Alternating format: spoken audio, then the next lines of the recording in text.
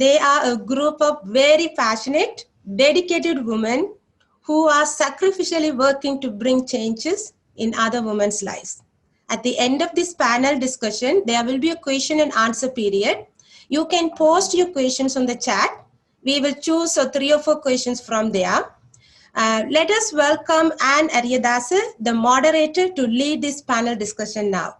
Thank you, Anne. Hi, everyone. How are you guys doing? Everybody's on mute. I guess our panelists can unmute themselves. Wow, what a wonderful, powerful lineup of speakers. Happy International Women's Day to each and every one of you. Thank you so much for joining us from different parts of the world, from different time zones. The theme of this year's International Women's Day is Choose to Challenge. Challenging the norms of gender inequality and biases can only make our world more inclusive and makes for a progressive future. I'd also like to thank ACCP for including me in this event as a moderator.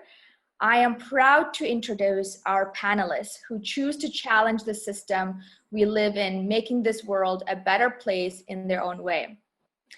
Please help me welcome Sumu Sathi. Sumu Sathi, you can wave a little hi so our audience can know who you are. She's joining us from Canada.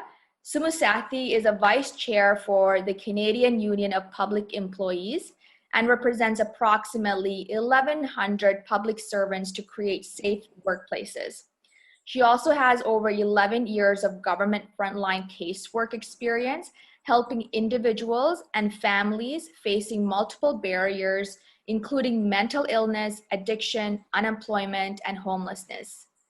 Through her anti-racism and anti-oppressive work, Sumu Sathi hopes to create equitable spaces for racialized people. Her documentary, which centers around the resilience of women impacted by the civil war in Sri Lanka, is currently in post-production.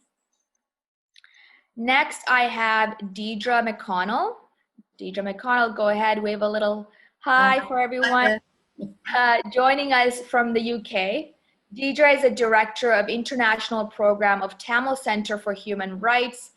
Deirdre has been participating in the UN Human Rights Forum since 1997, and her work has been shared in various international conferences related to human rights, children, and women. The author of Tamil People's Right to Self-Determination has gone on fact-finding missions to the north and east of Sri Lanka during the armed conflict and has written articles on the genocide of Tamils in Sri Lanka. Next, we have Mariyam Waheeda joining us from all the way from beautiful Maldives. She's the president of the Broadcasting Commission in the Maldives. For the last 25 years, Mariyam practiced in the field of development planning and journalism. A familiar face to the people of Maldives, she also mentored budding journalists and served as the ambassador of Blind and Visually Impaired Society of Maldives. In addition to being the president of the Broadcasting Commission, she's currently the Honorary Consul of Sweden in Maldives. We have Margaret Owen. She seems quite popular in our chat today, joining us from the UK. She's a barrister specializing in women's human rights and president of Widows for Peace. She has previously worked as an immigration and asylum lawyer, as head of the Law and Policy Division of International Planned Parenthood Federation, and as a consultant to various UN organizations. Following the death of her husband, she became acutely aware of the plight of widows overseas. She founded the first international organizations to address human rights issues in the context of widowhood, and is now, as I mentioned, is the president of Widows for Peace Through Democracy, which is an umbrella organization for many other partner organizations across the world. And last but not least, I'm happy to introduce Kelly Flynn. She's responsible for strategic peace programming, protection, and ceasefire interventions. Kelly has more than 17 years of experience working overseas in development, humanitarian, and peace processes. She's an advocate for gender inclusion initiatives in complex conflict emergencies and political process in countries such as Congo, Uganda, Burundi, Kenya, Sri Lanka, East Timor, Southern Philippines, and Myanmar. She was stationed in Myanmar for 8 years, working on the ground to direct resources and technical support to the Myanmar nationally led peace process. But due to COVID-19, she relocated to her hometown in British Columbia, Canada. And those are the panelists, everyone. To set the discussion, I'd like to call each of the panelists to provide their 5-minute presentation. Just a few housekeeping items before we begin. If any of the other participants in this audience in this Zoom have any questions during the conversation, please go ahead and write them in the chat for us to later visit during the Q&A portion of the event. So let's start with, I call upon Sumu Sathi to do her presentation. Thank you, Anne. Thank you so much for having me here. I am so honored to be among such amazing women. I just feel so emotional just to hear everybody's stories and to listen to everybody's journeys. And I feel like I'm in very such early ages in activism among such, I would say seasoned activists here. My name is Sumu Sathi. I am here in Canada, but I am child of refugees from Sri Lanka who have been settled here for 25 years right now. And thank you to all the women activists and advocates who have fought decades so I have a voice today. As a woman of color, I do fight racism and sexism in my life because I live in North America. I continue to unlearn things taught to me through patriarchy and colonization in my journey. So I am part of few systems, but I will speak about my journey in the labor movement system in Canada for today. I entered an executive leadership table that was all white and 90% white men. People were expecting me to work within the system when I entered that space. However, I was there to dismantle the system because most of the pretty much the systems that we enter are colonial systems, and they are our patriarchal systems, which are not doesn't work in our favor. So we as women of color cannot enter a colonial system and thrive in there because we will continue to face systemic racism and sexism in those spaces. So the only way to thrive is by challenging it so it gets dismantled and becomes more inclusive. I didn't do this alone. I am a leader who was elected to represent women, people of color, and anyone who was oppressed in that system. They elected me so that at the end of the day, there is pretty much no me without them. It's a collective effort. I continue to build those relationships with the members and foster them because I do need them to guide me on the days that I need some direction, or as leaders, we can't be strong every single day. There are days that when we feel human. When we are asking women of color to engage in politics and leadership positions, we have to be also mindful that they don't end up being tokens or placed in a system that is built to work against them. We as people or communities need to support them to crack that ceiling. It is a collective effort. I had to also practice patience and strategies to lead in front of people who were waiting for me to fail. There were many that wanted the seat vacant instead of me taking that seat. People who were triggered by seeing that I was a woman or a woman of color. Many cruel things were said to me in large public settings, which not only upset me, but many others. So I had to figure out how to recover and heal so I can lead my members. I'm not sure if I have healed completely, but it is an everyday aspect or component in my life. Union environments are highly political. The system I belong to is going from a right-wing political space to a left-wing political space. It is also going from a patriarchal model to more of an equitable space. The transformation continues to be uncomfortable for many people. A large number of members are starting to embrace it, but a small group is resisting. As an elected leader, it is my responsibility to help my members navigate these hard times, especially during a pandemic. We are building a union in COVID times virtually. Next Wednesday, I will be nominated to run for the chair position of this union. If I win, I will be responsible for 3,700 members, and for the entire unit that belongs to a 6,000 members local. The system was under the governance of a white man for 20 years until I announced that I will be running for a chair against that person. So in these political settings, building solidarity with the unions is important. That means organizing your members and showing up to protest when other workers are fighting against oppressive systems.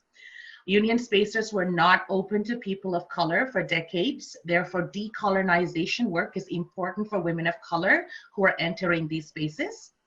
This year's theme for Women's Day is Choose to Challenge. So I ask that we continue to challenge individuals when they're complicit to any discriminatory practices, and we continue to challenge systems that are contributing to oppression. Thank you. Thank you so much, Sumu Sathi, for that insightful and very honest and revealing speech. Let's move on to Deirdre McConnell. Hi there. Oh my. Hi, Deirdre. Hi, my screen has just gone. The floor is yours. Oh, right there. Can you see me? Okay. Yes, yes, we can. Yeah. Oh, it's great to be here. Thank you so much for inviting me to speak. It's a great, great honor. Thank you to ACCP, to you, Anna, to Raji, and to everybody here. It's great to be here.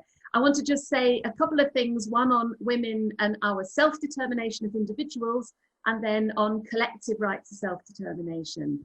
So as individuals, you know, we draw our strength and inspiration from our own wells, spiritual, emotional, intellectual, and those of our communities. And we've been hearing so much already about everybody's individual strengths. We're all different, and that's a reason for celebration and growth, nurturing ourselves and each other and looking outwards. Often very inspired by the poet Audre Lorde. We gain from each other in the knowledge that our real power is rediscovered in solidarity amongst us. So I feel today is very much celebrating in that. And I see somebody's banner which says we create more leaders, not creating followers. I just think that's wonderful. So as women, we open our eyes to living conditions, poverty, injustice around us, find our voice, and we turn our sadness, anger, and frustration into anger. We've seen the vote, people have been talking about the vote from New Zealand in 1873, right through to Saudi Arabia in 2015, and political leadership of nations, already been referred to in several different countries. I'd like to also mention the global human rights leadership of Mary Robinson, former President of Ireland, and Louise Arbour, Navneet Pillay, and now Michelle Bachelet, former President of Chile.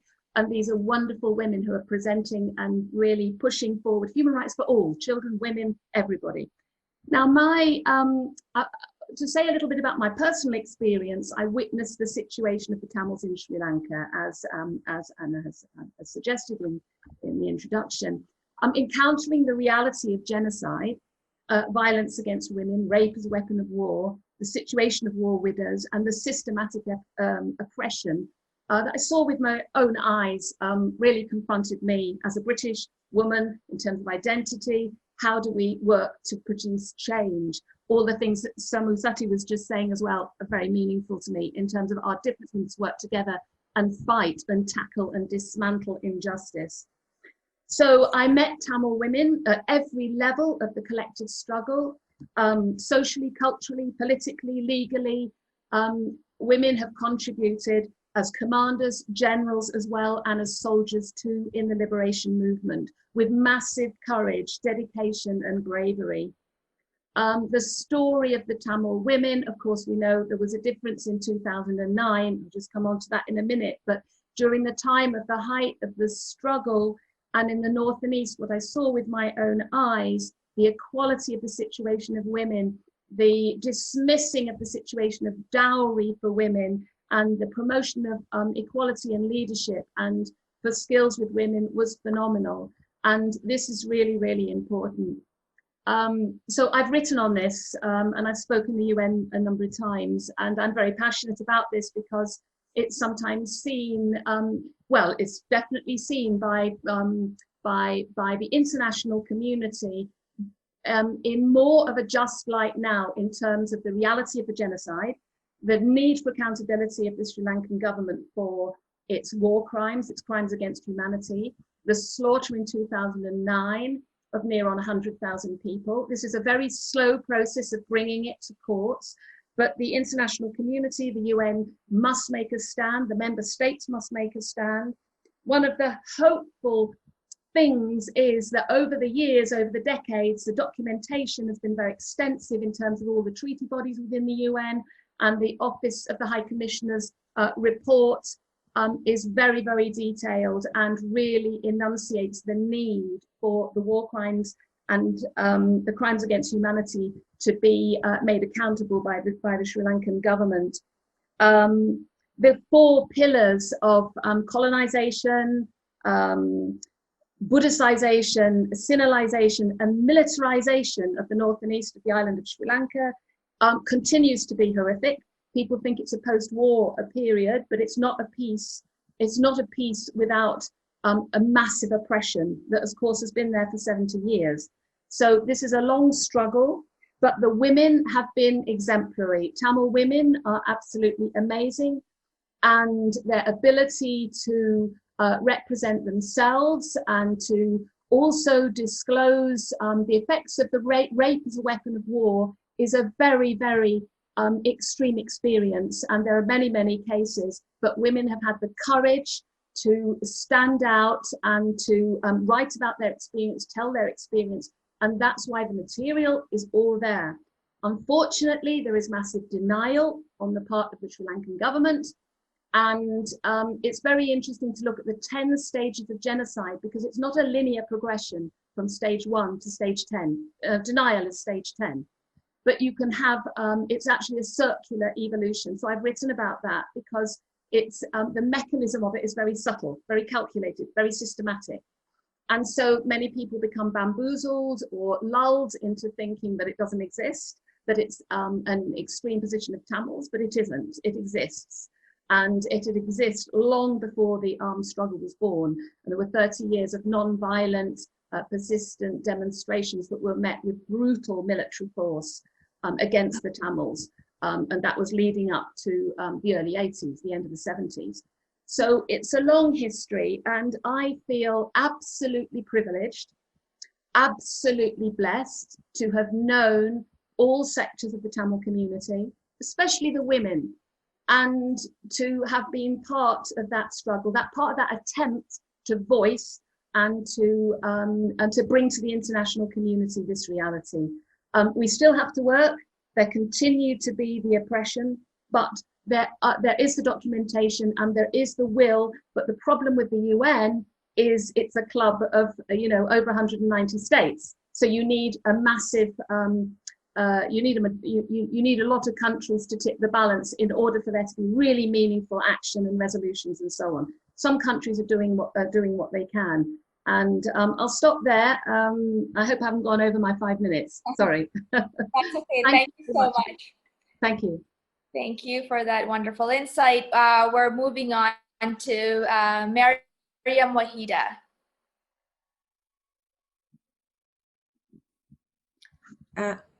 Mariyam, can you unmute yourself?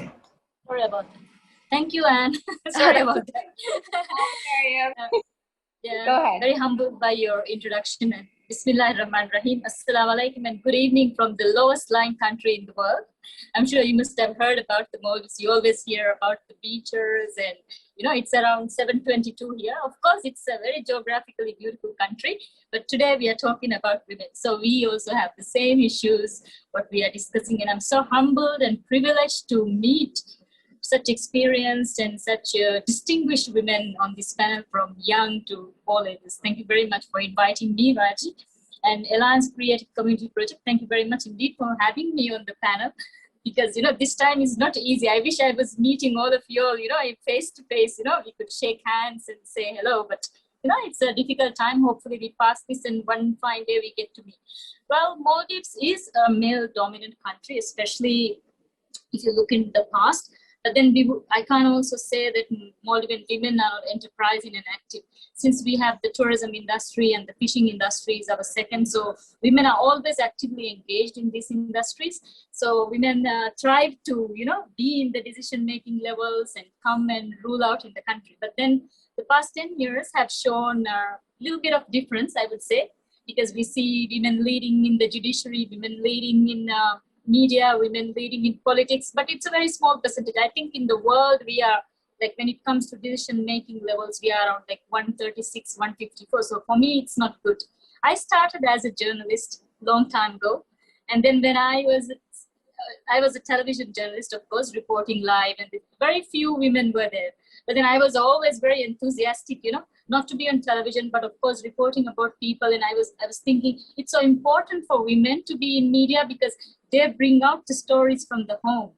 So when the tsunami hit, I got a very good opportunity to move around the country and bring the stories of women, children, and how affected. I even traveled to Galle in Sri Lanka, where I met a lot of women and children, and of course men who have been supporting us all the time. So for me, I thought that journalism thing, I was only 18 years old, and then I thought I was a student. It was so important for women to be in this field, to bring out our stories. So that was for me, my inspiration to be in the field. So I was like doing TV a lot, and then I went and did my education and came back, and then still I part-time in television. But since I specialized in economics and development, I used to be more interested in the planning side. So when I went to the government to work for 11 years, there also I found that women had a difficulty to come in the management level and in the civil service, like women rule here. But then when it wants to come up to the decision level, there's always a second thought. So there I found a lot of things. And then during those development work, I also found out that, okay, we are blessed, we have everything around. But then there are a category called special needs, where I moved on to plan. And there are women around in these categories who also need to come up. So that was my area of work for a very long time. And then, of course, now I'm the Broadcasting Commission's president. That was also a very tough journey. When I first applied for the job, I was rejected. From the parliament also, I was rejected. Though I got the fullest marks, I was rejected.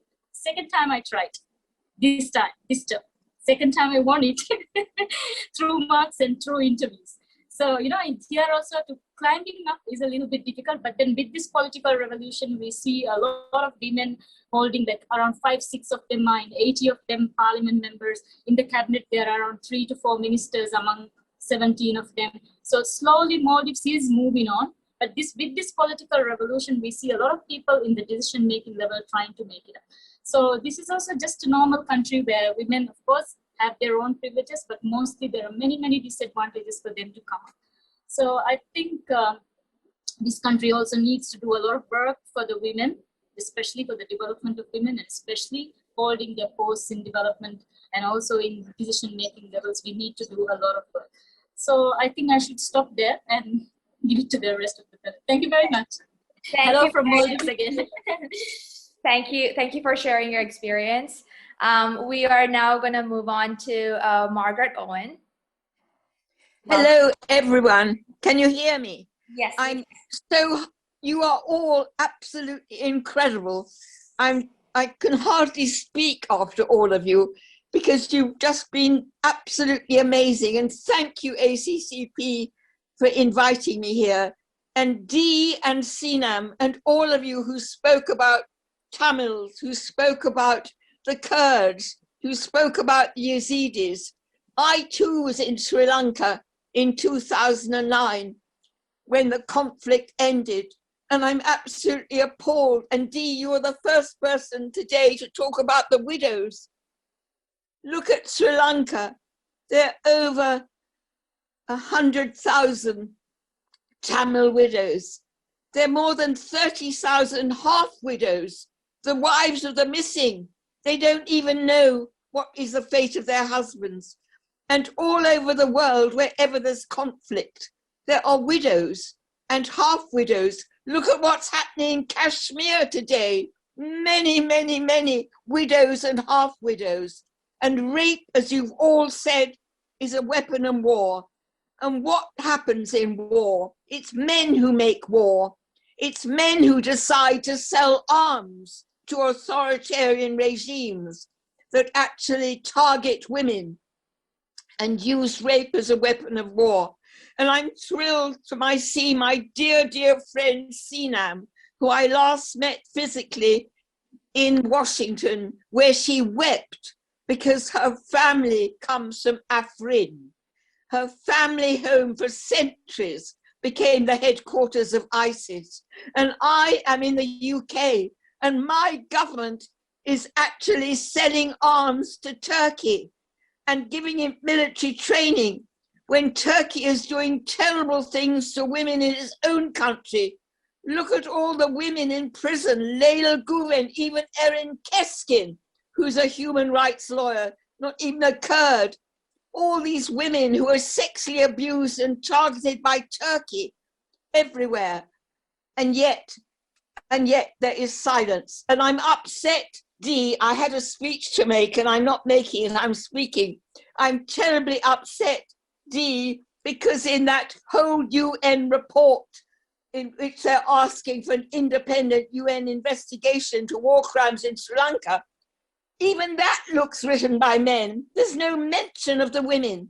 And wherever we have war and we talk about peace, and we've got UN Security Council Resolution 1325, if there are some women at the peace tables, they're not the widows, and yet it's the widows who are the survivors of conflict, the survivors of genocide, whose testimonies are crucial if we can ever make these people responsible for war crimes and crimes against humanity. It's their testimonies that are absolutely crucial. But really, what is scandalous to me, and I am a human rights lawyer, and I never thought about widows until 30 years ago, my husband died, and I was teaching judicial administration to Commonwealth magistrates, and one from Malawi had a sick baby, and I invited his wife and baby to come to England to get treated. And the first thing she said to me when she walked into my living room in my London house, before she even sat down, "You mean your husband's brothers let you stay here and keep all these things?" And that was just 2 years before the Fourth World Women's Conference in Beijing. And I knew something about it from having been at IPPF and working on women's rights in many countries. But that was the beginning. And that's when I began to start 25 years of trying to get widows on the international agenda.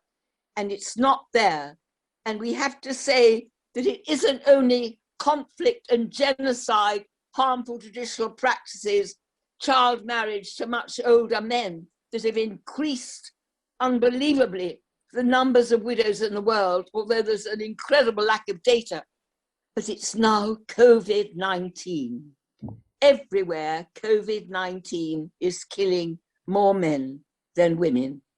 And in many countries, the widows who already suffer, even in countries at so-called peace, from appalling harmful traditional practices in many countries, particularly in Africa and South Asia, you'll all know, widows are treated like chattels, whatever the law may say about rights to inheritance, rights to land, rights to property. In many countries, widows' lives are determined by patriarchal discriminatory interpretations of religion, custom, and tradition. And so they have no rights, and they are treated like they could be inherited by a husband's cousin or brother. And the harmful traditional practices are sometimes quite horrendous, like ritual cleansing by sex, scarification and shaving, extreme limitations on everything they can do. But when it's now with the lockdown, you have to understand that widowhood is a key driver. The poverty of widows is a key driver of taking girls out of school into early marriage. And often in many countries, particularly in Africa, that requires female genital mutilation. So there's an increase now, an increase in child marriage, taking girls out of school, boys out of school. What happens to them? they're in the madrasas, or they're recruited to be boy soldiers. A lot of the unaccompanied child migrants are there because they're the sons, children of widows. But it's absolutely appalling that even the Security Council, in their Women, Peace and Security framework, never speaks about widows at all. And I want to again say to Sinam and all the people who've been talking about Rojava, I've also been 3 times in Rojava. The whole incredible women's revolution in northeast Syria, that new model that comes from Abdullah Öcalan, it's a model for all of us, where women's empowerment, gender equality, it's not a little fringe thing on the edge. It's absolutely central to any free and democratic society. And that comes from Öcalan, who said, you cannot have a free, just and democratic society unless you have women's empowerment and gender equality in the middle of it.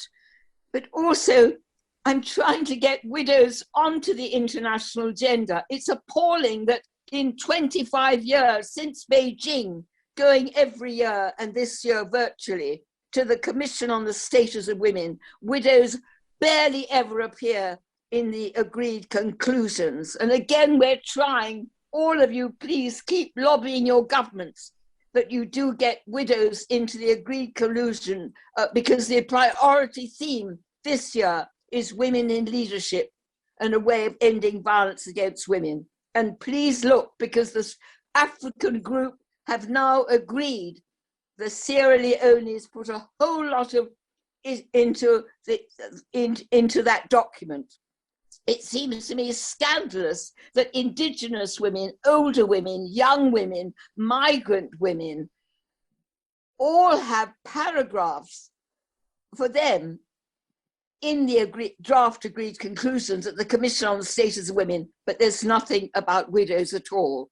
And you see widowhood in so many countries, it's a root cause of expanding poverty and equality down across the generations, because they take their children out of school. So that makes the country more unstable, and that poverty and inequality actually is a fuel for future conflicts. And so it's terribly important that widows are supported to form their own associations and actually be represented in all sorts of key decision-making bodies, such as peace accords, constitutional reform, law reform. And I do beg all of you to ensure that widows' voices are heard at every level, and that somehow widows are given the capacity training so that they can articulate their needs and actually describe their roles. But please don't anyone let you, we have to dispel the myths that widows are mainly old people, because many widows are children. They're married off when they're small children. Some widows have been widows all their lives. But also it's important not to see widows exclusively as victims of violence, but to actually recognize and support their key social economic roles, not just as sole parents of children and looking after other people and dependents in their families, but also because they're farmers, market people, they're working on the land, and yet often they have no rights to land. And also, before I finish, because I haven't even looking at my watch, remember also that many, many widows and half widows and their children. Look at the women who came from Afrin, hundreds of thousands are living in the most sordid and terrible refugee camps. Think about the Rohingya widows. There's a camp in Cox's Bazar in Bangladesh that actually is a widow's camp. Even in Al-Hol in Syria, the Kurds can't and shouldn't. The Kurds cannot take responsibility for all these jihadis who are now, one of those women who are there with their children went to Syria to kill or to torture Many of them were seduced, were misled, regret it. And it's really incumbent on all our countries, where there are our own people in those camps, that we bring them back and they face justice or rehabilitation in our own countries. Because that is, I'm appalled that my own country, the Supreme Court last week, refused to allow Shamima Begum to come back and have a right to justice. She's still left there. She left this country when she was 15 years old, and I think this is an appalling backdrop. Also, I have to say that we are all responsible in the West as well. If our governments are selling arms and giving military training to authoritarian regimes, we become complicit in war crimes ourselves if our governments actually trade and arm countries which target women. Conflicts create widows, and I implore you all to help us. And please join us on March the 17th, when we have a parallel event at the Commission on the Status of Women, in which we launch our dossier, which will really give evidence of the appalling discrimination and human rights violations that widows suffer in countries all over the world. I'm sorry I haven't spoken as brilliantly as all the rest of you, but I'm absolutely thrilled to be here, honored to be invited, and thank you very, very much for all your brilliant speeches. Thank you. Thank you, Margaret. You spoke beautifully and passionately. Thank you so much for sharing your experience and that information. We'd like to now move on to Kelly Flynn. Hi, Anne. Hi, everybody. Raji and the team, thank you very much for inviting me to speak. I'm not sure if I could go after Margaret. That's a tall order. But maybe I can build on some of the really heartfelt things that she just spoke of. Normally I should be in Yangon, Myanmar, but I'm not. Sorry. For those of you that are watching the news, you will know that a coup happened in Myanmar on February 1st, and a country of 54 million people fell apart.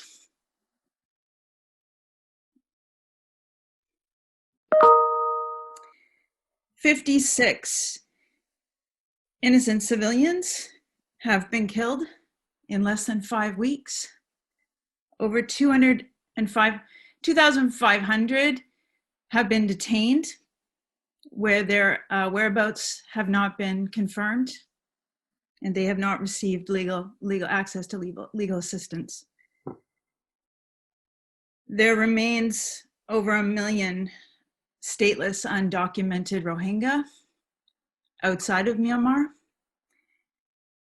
and equal to more or less another 1 million inside Myanmar who face discrimination, conflict, and uncertainty in an uncharted, unpolitical, known future without no sense of legal documentation. Myanmar is a country where 52% of the population are women. And currently, right now, I would say approximately 45% of the protesters on the streets around the country are women. And they go out there with longjis, sarongs, plastic hard hats to defend democracy in their country. Myanmar has amazing diversity, over 135 recognized ethnic groups, but hundreds of subgroups and sub-linguistical groups. There are over 21 recognized armed ethnic organizations in the country and hundreds of armed militia. This is a very complicated country. It borders 5 other countries in the region, one being China, obviously, and the other being India. They are sandwiched between what I call political impossibility. This is by and large, this is a Buddhist-dominated country, but with many religious ethnic minorities. And this is a country where under religious law, as well as union level law, constitutional law, that a male monk of age 6 will hold more rights than a female monk at age 80. And that is the state of affairs.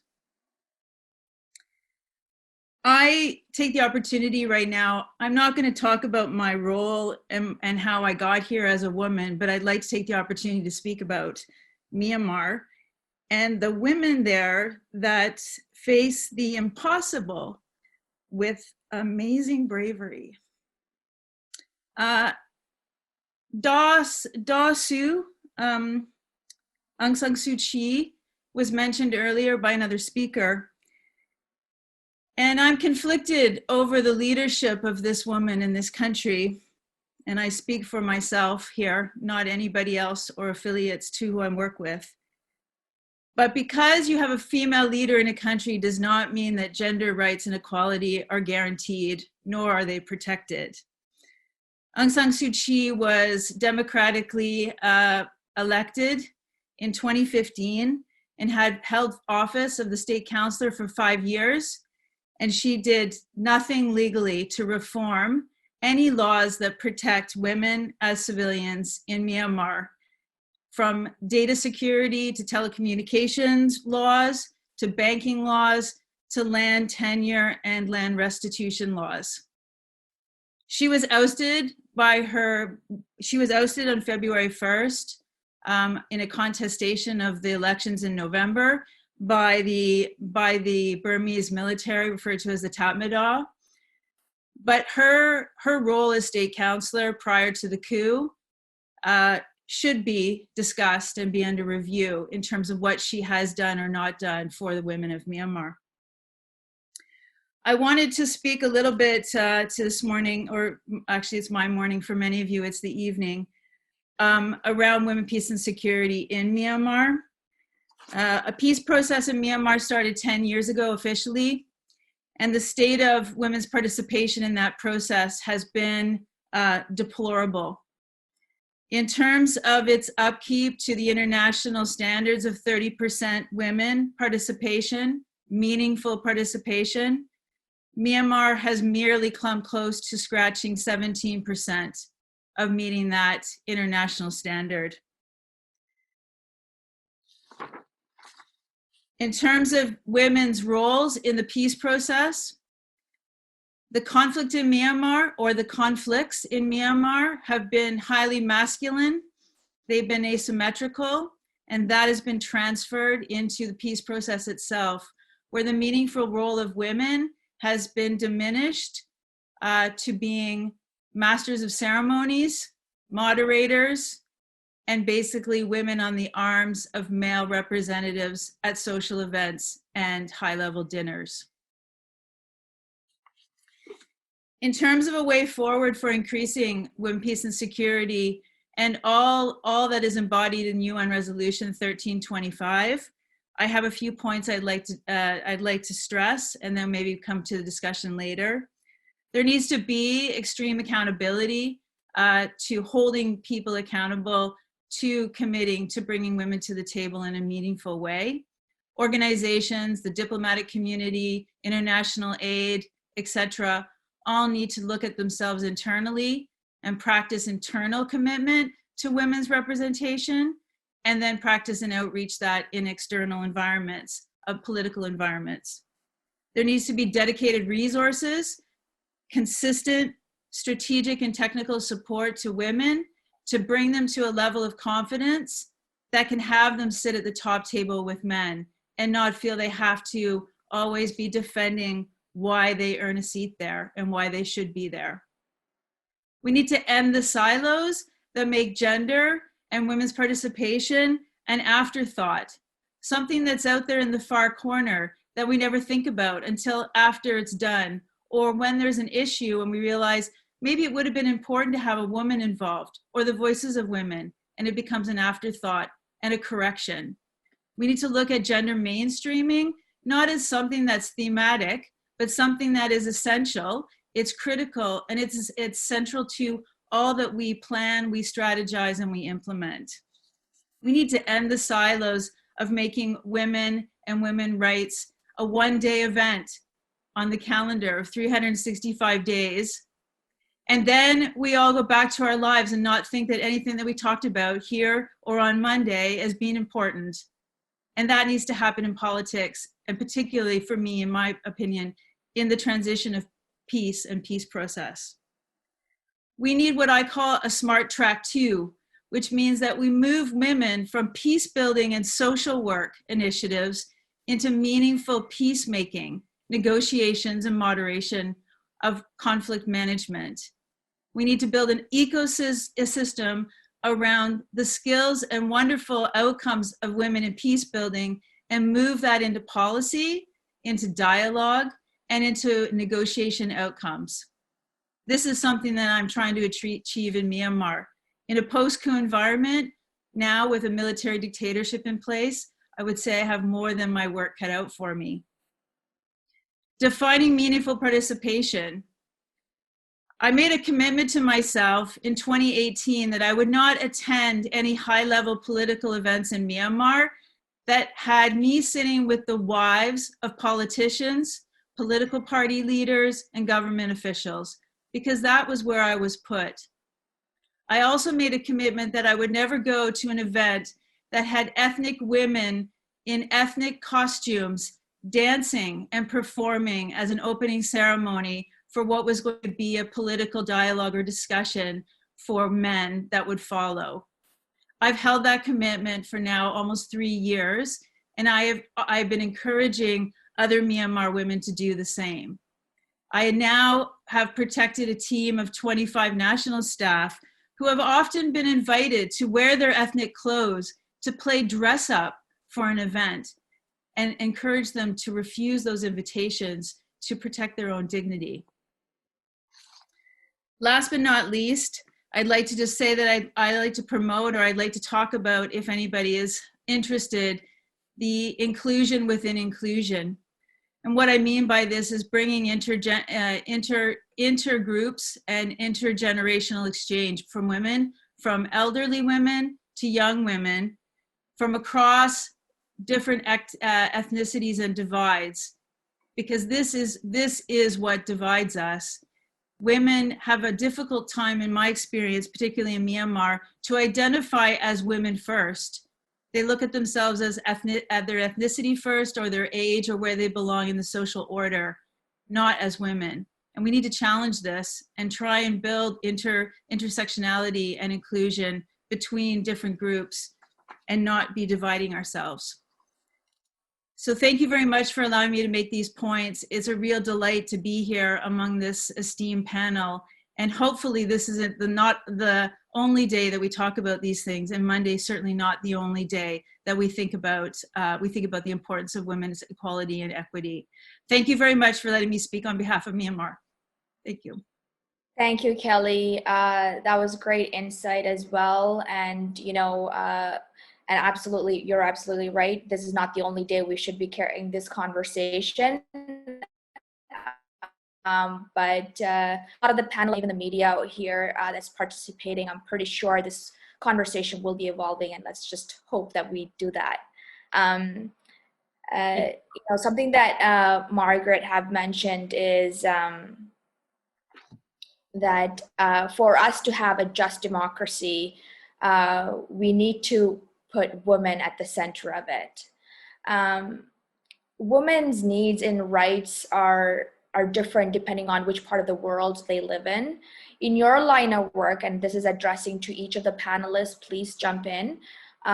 In your line of work, how have you helped women overcome systemic barriers in countries that you have worked in or where you're from? Margaret, go ahead. I'll have a little go, because my work has been to give a voice to all women wherever they are, wherever they are being persecuted, oppressed, and have no voice. So it's not just widows. I've tried to do that for the Kurds, for the Tamils, for the Kashmiris, the Baluchistans, the Rohingya. And the only way I can really do that is also by whenever we do these parallel events at the Commission on the Status of Women. But the trouble with that one, and many of you at this meeting will have been in New York when we could still go there physically, is that we're the one side of the road. We're in the ghetto, the other side of First Avenue, talking about what is really happening to women and getting these voices up there. And then in the other side of the room, in the UN building, there are these ministers, even ministers from incredible, terrible, authoritarian, racist, misogynist regimes, which are talking as if they're on another planet. However, in an extraordinary way, terrible, terrible as this pandemic has been, the idea that we can now get together much more frequently without having to book a plane and a hotel and try and get a visa, which was difficult when it was the Trump administration. Lots of our women couldn't even get visas to get to the CSW. At least we're all now even much more in touch. So it's about, so I think it's about wherever we can, getting these voices in our own countries. So when we have meetings in the UK, and I belong to a UK civil society women's alliance, which works directly with our government on, for example, on the CSW zero draft agreed conclusions. We try wherever we can to bring women from other countries into that, into those meetings, because in every country, particularly in the West, in my country, it's not just about how our policies affect women in the UK, or that includes asylum seekers and migrants, but our policies affect women all over the world. So, you know, we're having to fight about the great reduction from 7% to 5% in our aid policy, or the way that DFID has been merged into the Foreign Office, in which we're really worried that we used to lead on looking at gender equality in the context of the reduction of poverty. But I'm just, so the answer to your question is just wherever we can, bring women from all over the world together, because we are so many, and it's a solidarity of women at the grassroots and in every country that maybe in the end, you know, we will overcome, because we are such a force. And this is a way through all these Zoomings that we can actually ensure that our governments hear from the women in Sri Lanka, from the women in Syria, from the women in Myanmar, from the women in the refugee camps, and we women can actually facilitate that communication. Thank you. Sumu, Sathi? Yeah, so thank you, Margaret, for that. You're so passionate when you speak. I can listen to you forever. So I think I'm one of the co-founders for the Black, Indigenous, and People of Color here in the labor movement in Canada. So I think when it comes to feminism, it is different for women from different parts of the world. And part of the work that we do is teaching or helping white women understand what allyship means when it comes to Black, Indigenous, or people of color. So for example, even if it comes to North American body positive movements or whatever, when you just go in a swimsuit, it is very easy for a woman that comes from a Western culture to say, I am this, the brand of body positivity, but not for a woman who comes in a hijab or a woman who comes in a sari. So kind of showing the intersectional feminism, how that plays a role, right? And I think because we come from colonization in colonized lands, you look for white people to come and save you, but kind of talking to the people of color as Black, Indigenous, or women, people of color, to say like empowerment doesn't have to come from colonization. Empowerment can come from your own ethnic backgrounds and where you come from, your resilience. So I think that's where, like, I kind of see from my work experience, seeing how to bring that intersectional feminism and bringing women together. Thank you. Mariyam, would you like to comment on that? How have you helped women overcome systemic barriers in your country, in Maldives? Oh, so brilliant women. And I was just listening to them, what experience they're bringing onto the panel. I think, yeah, I'm much junior to all of you. Sorry about that. But then I think in this area of media, I have helped this country's women to come out, because I also train in the Maldives National University. So I encourage women and girls to come and join the course. It's a journalism degree course, and then they come out and they serve in the media, and they also contribute through other relative fields in the media. So I am a trainer as well. So in that field, I try to put knowledge on women in development through them to the communities and in a more bigger picture. And on the other side, as I told you, I work for the blind here at the visual impact. So this is a country where they still don't have a formal schooling system for the blind. So I have been lobbying for it, and I've been working on it, and then we have slowly established things which they can do. Especially in the blind community, we have like registered around more than 1,000, and then half of them are girls. So they need their basic education. They need more other fields of work, and they just can't see, but they're very intelligent people. So they are just like us. They need to develop. So I also tend to give my support to them to come out in the community work and study, and give them confidence to come out and be a part, just like normal people like us. So this, in these kind of areas, I do contribute to the women in development of the country. Thank you, Mariyam. So what I'm hearing is engaging women from different parts of the world in conversations, in discussions, and bringing them to the table, teaching, and from North American perspective, teaching Caucasian women about allyship, and empowering BIPOC women and BIPOC individuals to be empowered. Dee, do you want to comment on your experience? You have definitely worked with Tamil women, and how what were their barriers, and what did you have to do to sort of help them overcome their barriers?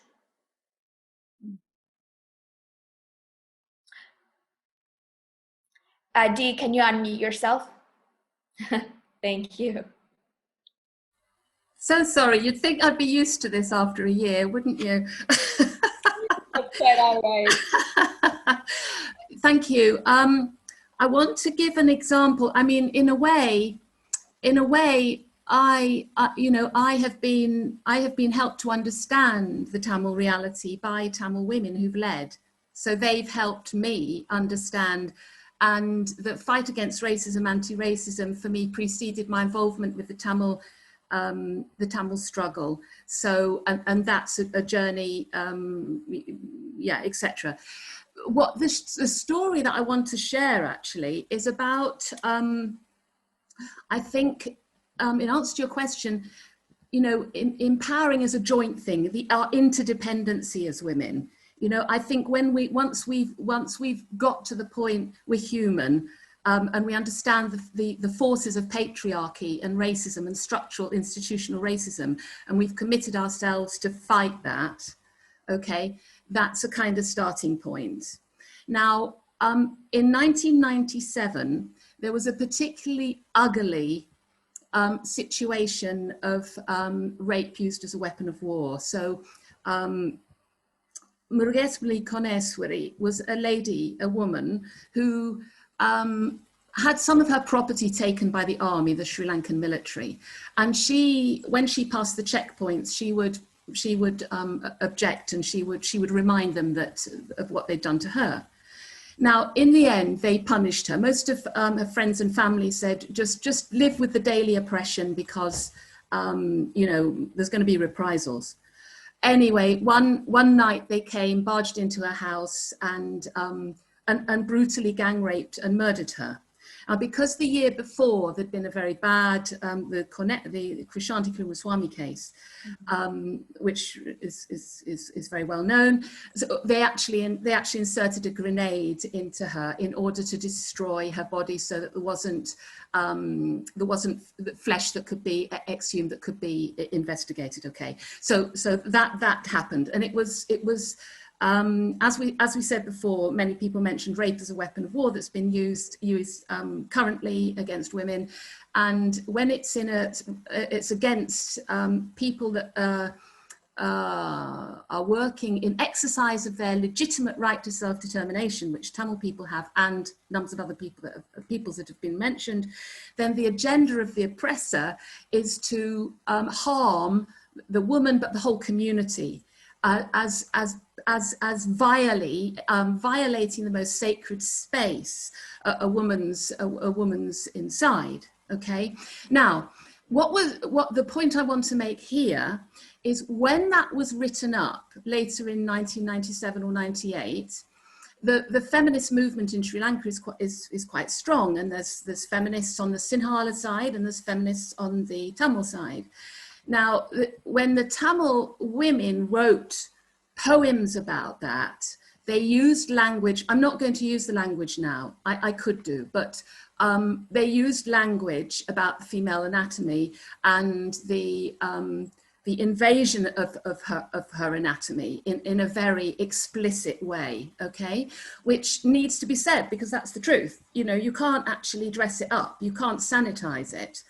But there was a bilingual newsletter, magazine, and the Sinhala women wrote about it in a very different way. Okay, so they were still objecting to it, but not in the same language. So in the Sinhalese language and in the Tamil language, the same account was written in very, very different ways. And so for me, as a person outside, okay, I mean, British colonialism had a big part to play in the situation in Sri Lanka. So the Portuguese and the Dutch colonized the Sinhala and Tamils are two separate people with plenty of forest area in between. It was the British that put both peoples together and then left the power in the majority hands. So the majoritarian view, which is the Sinhalese view, actually was shot through the whole union movement, the feminist movement, everything, and lots of power in terms of connections with universities worldwide and all the rest of it. So the power, institutional racism, which I'd understood from analysing it in Britain, you know, the institutional. So, sorry, this is a bit of a long answer, but what I'm trying to say is, as a woman, and people talking about, you know, I'm trying to understand, well, I can't accept the Sinhala account because it wasn't real enough. So my role here was encouraging Tamil women. They didn't need my encouragement. They were writing it, even though it leads to reprisals. They don't need my encouragement. What they need is me to be an ally, I think you used the word before, to help push open other doors, to create more allies, to enlarge the understanding. So the dynamic, there's intersectionality we've been reflecting on about race, ethnicity, womanhood, personhood. There's many different intersectionalities here, but I think that's an example which shows the horror and how it gets covered up, because the Sinhala story has access to world media. At the time when you tried to, Mariyam's a journalist, I was trying with Reuters and so on to get to because the reporting was always completely biased. So, you know, we were just vilified, really, supporting Tamil people. But reporters just wouldn't take it because they would take the majority view. So I think solidarity and trying to cut through the forces of oppression, whatever they are. So, but yeah, to align ourselves as women with the woman's experience and denounce it, and to support women if they're going to use the language that's very clear and very brutal, because I'm sorry, but that's the truth. And genocide is not very nice. And that's why it gets denied and covered up, because people can't handle it. And that was what was happening in, sorry, it's a bit of a long answer, but that's the example that I wanted to share. Thank you, Dee. Kelly, why don't you contribute to this in the perspective of women in Myanmar? some of the barriers they faced, and how were you able to navigate and maneuver to lend your allyship? Yeah, I mean, I think I'd like to build on what Dee just said. I mean, I think particularly in the greater Asia region, South or Southeast Asia, and I had the honor to work in northern Sri Lanka back in the 2000s. So I can really appreciate a lot of the remarks being made around the Tamil experience. What I'd like to say is that, you know, because relationships are so key, I think building trusted relationships with a variety of women of all ages and all backgrounds for me has really been a strategy. In Asia in particular, with young women, is giving them a trusted space to encourage them that they can say no to social commitments and polite sort of conduct.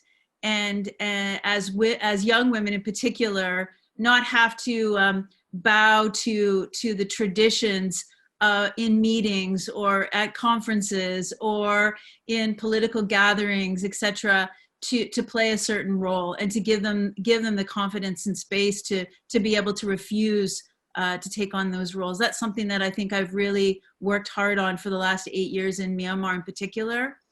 And I guess the other thing is make sure that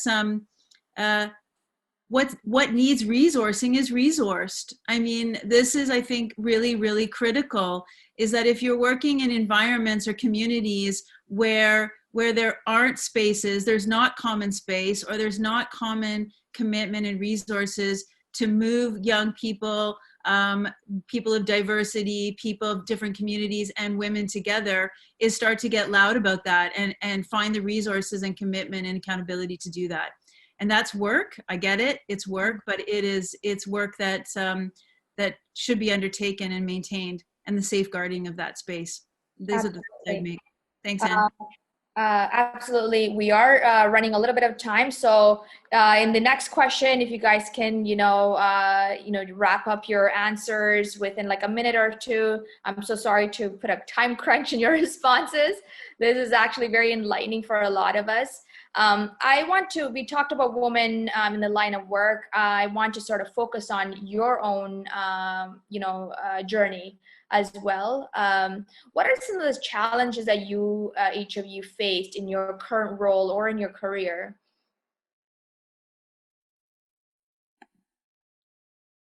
Go ahead, any one of you can jump in. Or I'll be very quick. Yes. The challenge is, I think that we've all got so many issues. There's so many issues to do with the status of women and gender, that in a way, we're not coming together enough, because we're always pushing our own issues, not seeing that they all connect. About this whole thing, intersectionality, we all connect. So I think one of the problems is sometimes we are almost in competition with each other to get our issue, whether it's about migrant women, asylum women, HIV women, indigenous women.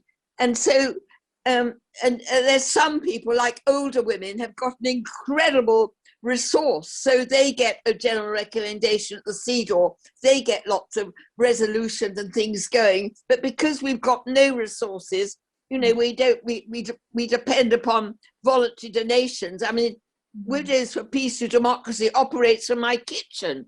We don't have any money. And so I think, it's about, one of the big problems we have is we need real small funding that is actually possible for grassroots women's organizations to be able to manage. Not great big millions that they can't monitor, but I just think that we mustn't be in competition. We really have got to be all together. Thank you. Sathi? Yeah, so I think with my personal challenges, like right now when I'm hearing Dee speak about what is happening to my people in Sri Lanka, it's a huge emotional trigger. And the reason is because being in Canada for 25 years, living with parents who claim refugee status are survivors of the 1983 Black July massacre. It's just, they don't, the diaspora doesn't want to talk about it. And when they talk about it, it's very painful. And to be involved in anti-racism work here, and to show my allyship to Black communities and Indigenous communities, I'm torn between fighting for my people's rights and to feel what's happening there in Sri Lanka. And when Dee mentioned about the colonization with the Portuguese, Dutch, and the British, and then now under the Sinhalese government, like, when will my people ever experience freedom? And, you know, being miles away, and also there's other, like Margaret said, like there's other fights that we have to take on, right? Like the patriarchal fight and fighting against racism, and also this generational trauma that we carry. And these are continuous daily, I guess, battles for me when I'm in that space. And I don't know, where does healing start? Where does healing start for my people? And where does healing start for me? So I guess those are the things that I continue to face every single day. But that also reminds me of the resilience of Tamil women in Sri Lanka, and then reminds me, you know, what kind of a safe space I am here, and to be grateful of that and to continue the fight. You made a really good point. I think, you know, coming from a diasporic community, we do inherit, you know, colonial trauma, genocidal trauma, a lot of trauma, and it's not really specific to the Tamil community coming from Canada, because we're so diverse. You know, there are so many other communities or diasporic communities from different parts of the world that are probably going through the same thing, and we live in a colonial system in Canada at the same time. So it is very challenging to navigate through that while we are facing internal challenge. Having all of these challenges, internal and external, you know, what, like, you know, I asked the panelists, what's your advice for women who aspire to take on leadership roles? Can I just come in there very quickly? I may not be very popular, but I think it's really, really important. And I was listening to Mary Robinson the other week saying the same thing.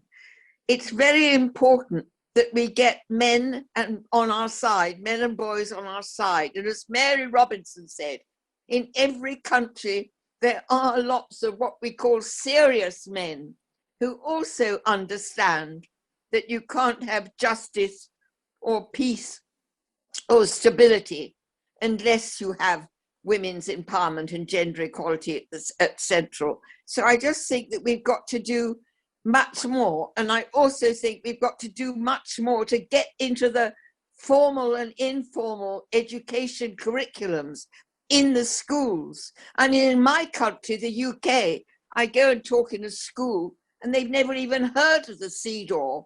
They don't even know anything about it. It's terribly important that actually boys from when they're in primary school understand that women have their rights, that boys must actually be shamed.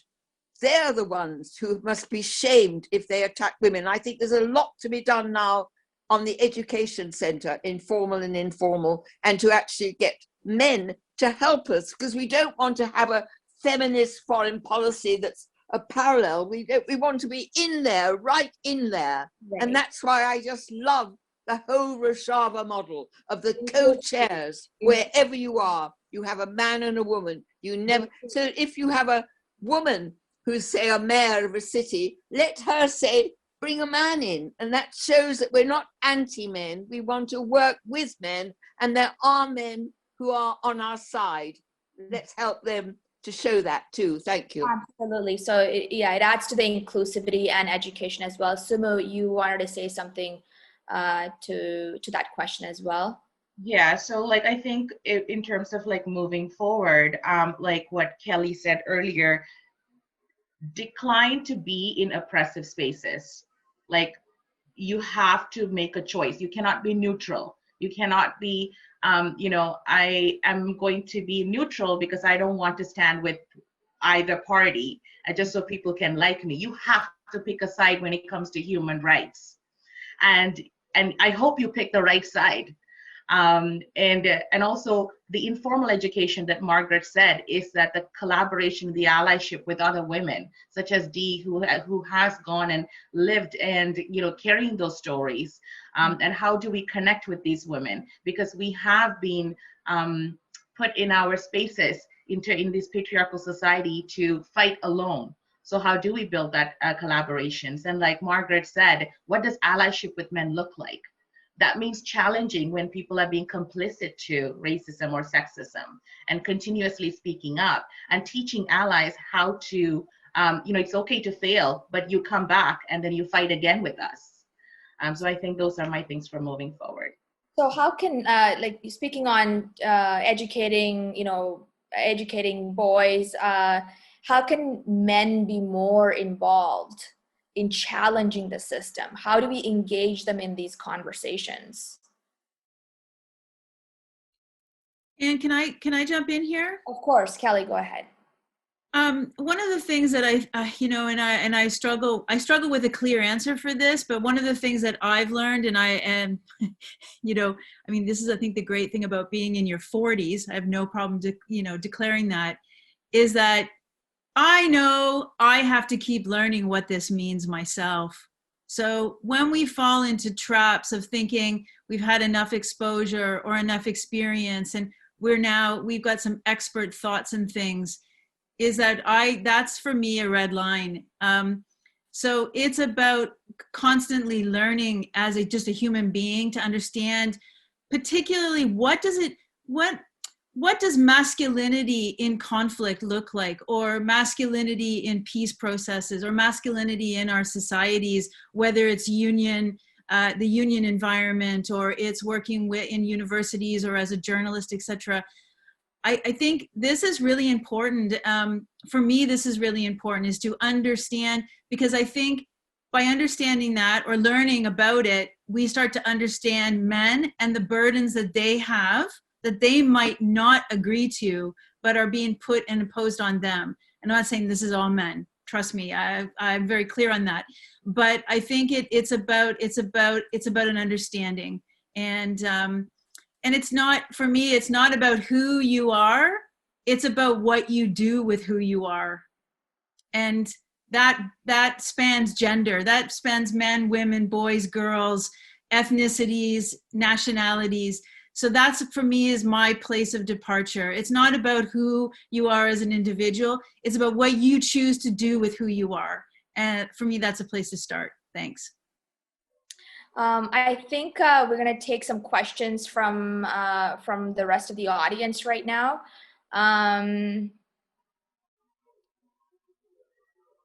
Question for discussion to Sinam and Rohash. Do you have documentation or some survivors of war crime against women in Afrin who are able to speak out, and how can we all support? Yeah. Shall I speak? Okay, thank you so much. Go ahead. Yes, of course, we have a lot of documents. I mentioned about the crimes, committed in Afrin. It is not just numbers. We have names, we have documents, with names, in pictures. And we have also the survivors of these women who came and they spoke out. Unfortunately, some of these women, they are inside Afrin. They are not able to speak because of the threat will be on them and their family. But some of them who are coming out from Afrin, they spoke out and they talk about the tortures they have witnessed in the presence when they were there. They talk about the raping the women by these groups backed by Turkey, radical groups, just against the Kurdish women. Actually, ethnic cleansing is going on in Afrin. Unfortunately, there is silence.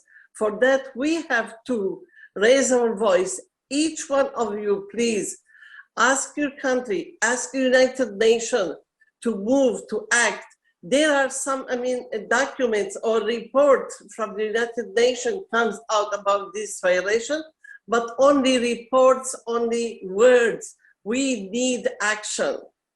Words is good, but action should follow by words in order to stop this violation in Africa, in order to hold these groups accountable for the war crimes, committed in Africa. For that, I call on the International Committee from the United Nations to be formed there to investigate about what's going on in Africa. Nobody can go to Africa. Nobody dare to go there because of these groups there. If the United Nations have to hold this responsibility to send some independent committee, and from all over the world, from each of you, maybe from your world, you can have to ask this committee to join this committee. I have here many of the Americans women, they said we are happy to go to Africa and investigate, but we need the guarantee to protect us. You know, this is the problem. So for that, I would like to thank you all. I mean, what's going in Africa, it is there is silence about that. And this is what frightened me as a woman from Africa. I know many women there in Africa, they are still under this threat. Many Yazidi women who has been forced to go to the mosque and to be a Muslim. So there is no freedom of religions, there is no equal genders, and this is what's going on. Thank you. I don't know if Rokash can thank you. Thank you for that. Is there like a website or any resources that our audience can take to Yes. when they speak to their representatives, political representatives? Yes, there is one here, I mean, in the United States, there is a woman, a researcher. She has now, joined or engaged in the fight, which is called the group, the Missing Women of Africa group. Mm-hmm. She's working on that. I can send you even now in the link there, her link. I have sent many of the articles also, which talking about torturing these people of Africa with the presence of the officials, Turkish officials, people, they were in this investigation and torturing these people in Africa. So this is what we can say, that the engagement of the Turkish officials also in this torturing and committing the crimes. Right. Going back to the panelists, one final question I have for each of you. Just 1 second, I can say yes, one point. Hello. Yes, of course, for sure. Maybe Sinam analyzed and highlight many important points. Just I would to say, I shared now just a document about the woman situation, how many women killed by a document in a group.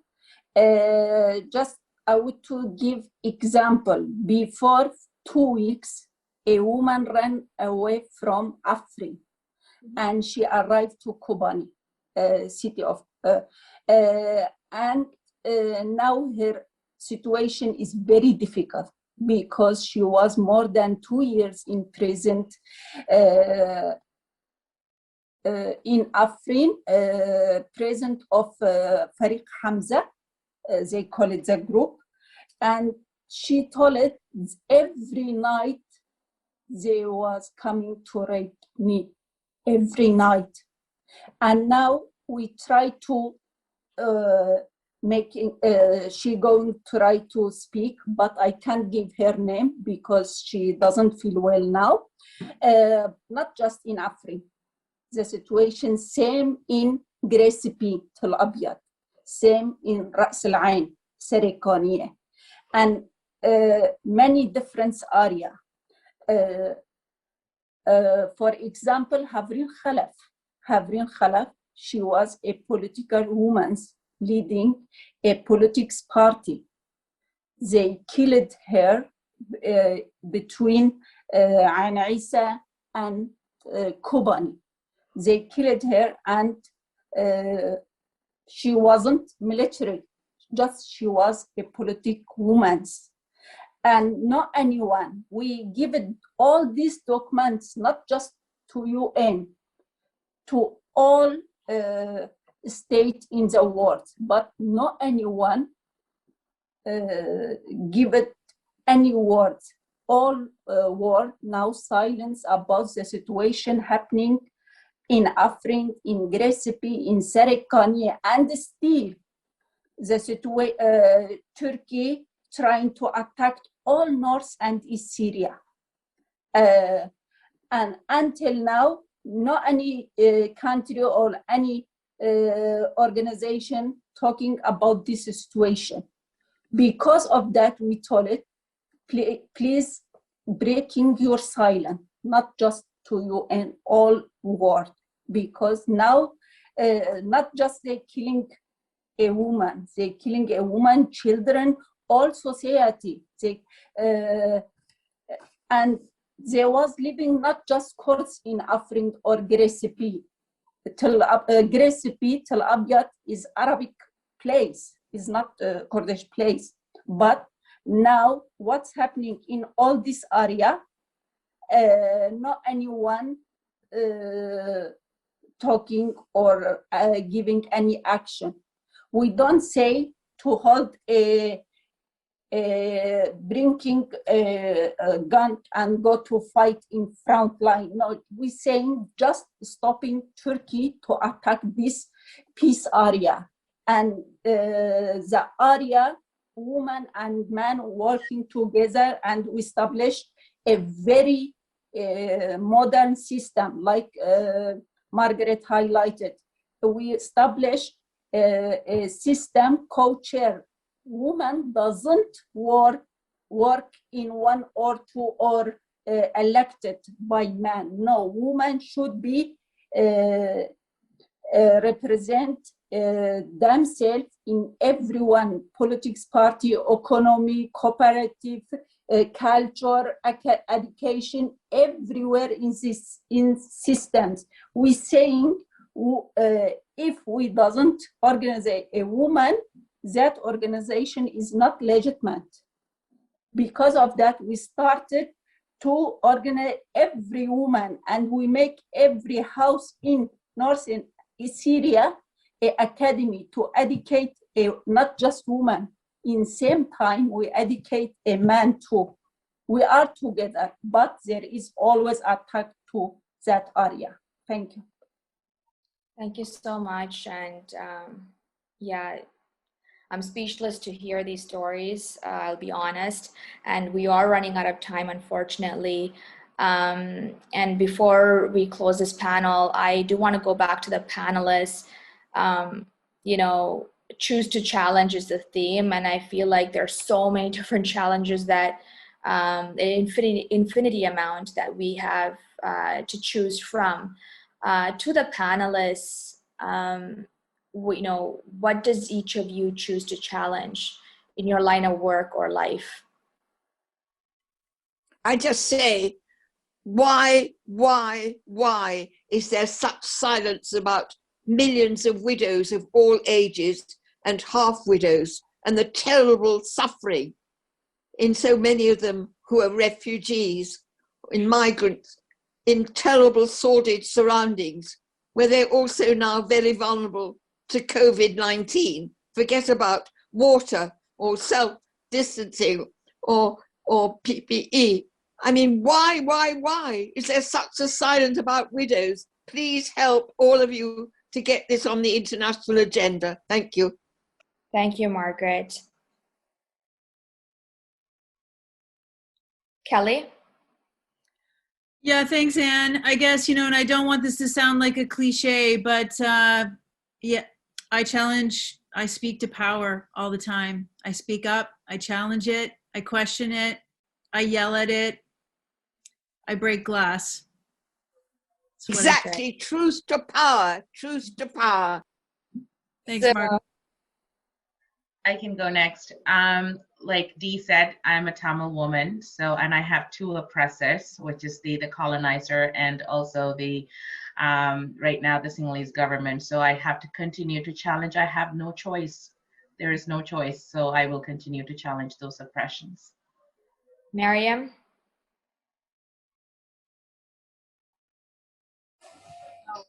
Thank you. That's that power to, I'm sure, power to all of us.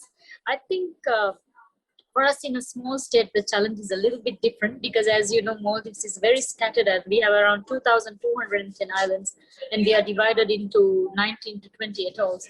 So like doing a project here or reaching up to women is very different because our mode of transportation will be by sea. So every project is 3-4 times expensive if you want to even launch a woman's project or anything. So reaching out to the communities here itself is a very, very big challenge, especially to the outer islands. And, you know, the women out there, they don't sometimes, with the, I won't say any names, but with the kind of terms that are coming in, some girls are not sent to school around in the communities. So reaching up to these girls to start their basic education itself can be a challenge in these kind of small states.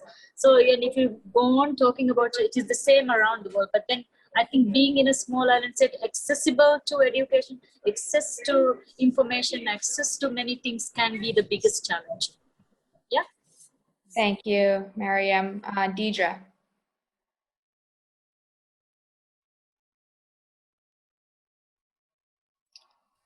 Yes, challenging the Sri Lankan government on its oppression. And secondly, challenging where there is fear about speaking out, whether it's racism in Britain, racism against Tamils, whatever it is. And I'd just like to share a quote from Audre Lorde on not being afraid. When I dare to be powerful, to use my strength in the service of my vision, then it becomes less and less important whether I'm afraid. Because I think sometimes when we do start to challenge, we do actually encounter some quite difficult things that come our way. And that's okay, because it shows we're doing something positive. We're going for change. And not to lose hope, but to kind of challenge that fear and yeah. We can't be complicit anymore. We need to challenge the system, dismantle them, and break those barriers as much as possible. And we need to collaborate and lend our allyship. Yeah. Thank you so much, all of our panelists. This has been a phenomenal experience for me, ACCP, and a great thanks to actually Raji for taking this project on, this conference on, and even getting me on board. She has worked so diligently, organizing this wonderful event. Please, a round of applause for Raji and ACCP. Great conversations. We spoke a lot about a lot of problems around the world happening right now, especially I think a lot of those issues has intensified due to COVID or coming to surface due to COVID. Please post the resources, any information that you guys have for us to learn more. Please post it on the chat. So that could be our takeaway from this conversation. So we continue this conversation forward and it doesn't end here.